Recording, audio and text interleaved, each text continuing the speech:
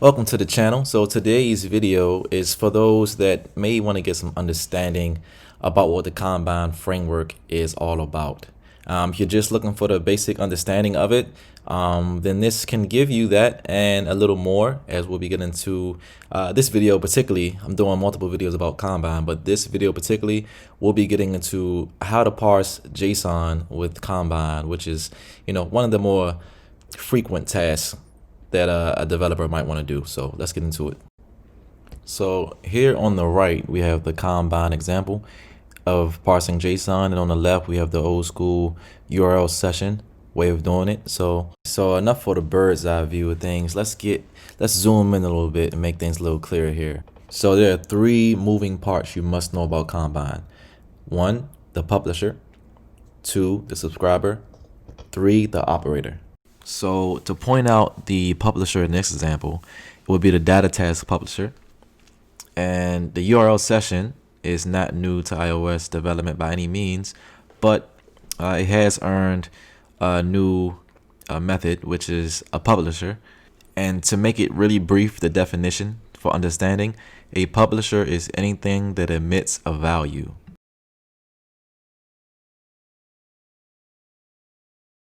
Now, the subscriber in this example would be the .sync. Now, there are many subscribers. I myself have not used them all because really, this sync and another one assign pretty much take care of all the functionality that I need.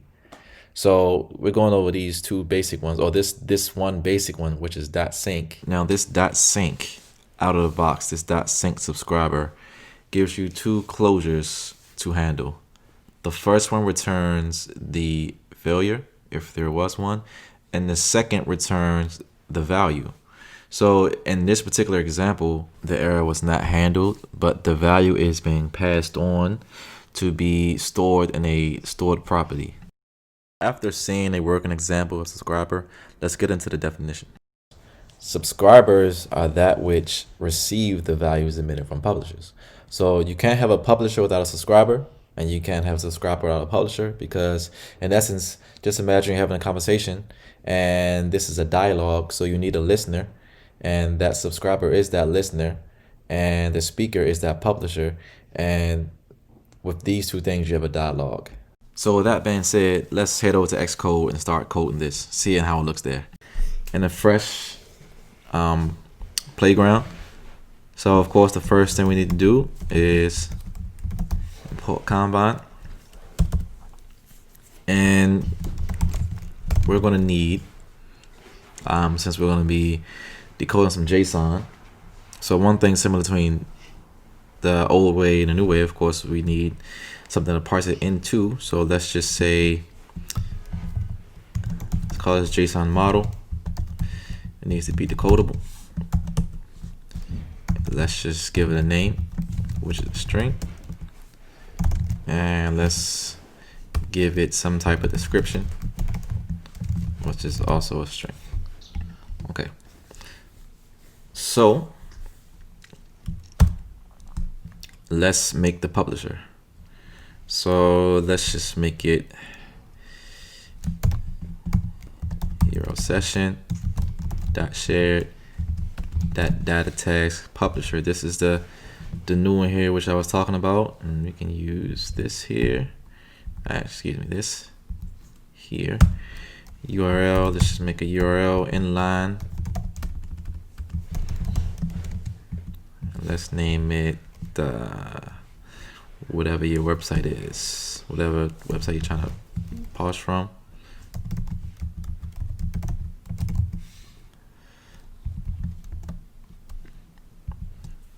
And now, normally you would do data response error in, right? Here, you take that away and you map what you're looking for. So let's go back here. You see, data and response are the only things we get here. So let's go with data. And remember that the error is handled on a subscriber side. This is the publisher here. So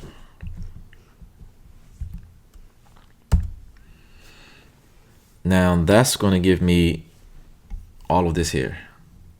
That's going to give me all of that. Now we can say decode, and we're decoding the JSON model we have above, self, and we need to use a JSON decoder. Okay. Now here's another thing that's pretty cool with this, is that this gave us, with this mapping the data, now we'll get all of this back. But in some instances, I just had an instance like this where I needed to get some more specific information. I needed to get the whole struct, and then I need the specific parts of that struct. So you can map it again. And now, see, I can even get the name or the description back.